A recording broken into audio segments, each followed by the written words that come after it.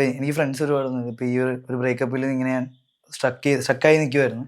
അപ്പോഴത്തേക്ക് എനിക്ക് ഈ ഒരു സംഭവം കേട്ടപ്പോൾ എനിക്ക് മൂവ് ഓൺ ആവാനുള്ളൊരു ചെറിയൊരു തോന്നലെങ്കിലും തോന്നിയത് ഈ ഒരു സംഭവം കണ്ട്. അതെനിക്ക് തോന്നി. താങ്ക് യു ചേട്ടാ എന്ന് പറഞ്ഞ മെസ്സേജ് ഉണ്ടായിരുന്നു. പേര് ഓർമ്മയില്ല എനിക്ക്. കുറേ നാളായി. ഇപ്പം ഞാൻ കുറച്ച് നാളായിട്ട് ഈ വീഡിയോ ഞാൻ ചെയ്യുന്നത് ഇവൻ ചെയ്യുന്നുണ്ട്. ഞാൻ വീഡിയോ ചെയ്യുന്നത് ഭയങ്കര കുറവാണ്. ഞാൻ പോസ്റ്റിംഗ് ആണെങ്കിലും ഭയങ്കര കുറഞ്ഞു വന്നുകൊണ്ടിരിക്കും.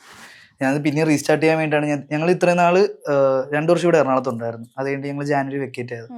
പിന്നെ ഞങ്ങൾ 5 മാസം കഴിഞ്ഞിട്ടാണ് ഇങ്ങോട്ട് വരുന്നത്. ഇപ്പോഴാണ് ഫ്ലാറ്റൊക്കെ എടുത്ത് ഞങ്ങൾ ഇങ്ങോട്ട് മാറിയത്.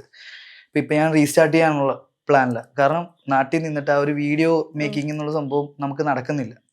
അതാണ് മെയിനായിട്ട് നിങ്ങൾ എറണാകുളത്തോട്ട് തന്നെ ഷിഫ്റ്റ് ആയി. ഇപ്പോൾ കുറേ ക്രിയേറ്റേഴ്സ് ഒക്കെ എറണാകുളത്ത് തന്നെ ഉണ്ട്. ഒട്ടുമിക്ക ആൾക്കാരില്ല.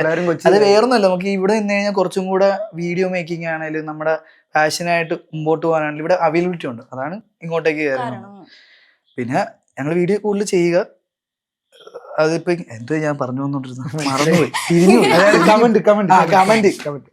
അപ്പൊ ഓർമ്മയുള്ള കമന്റ് അവിടുന്ന് ഞാൻ ഇവിടം വരെയൊക്കെ സംസാരിച്ചത്. സംസാരിച്ചത് എങ്ങനെയൊക്കെ പോകും സംസാരിച്ച്.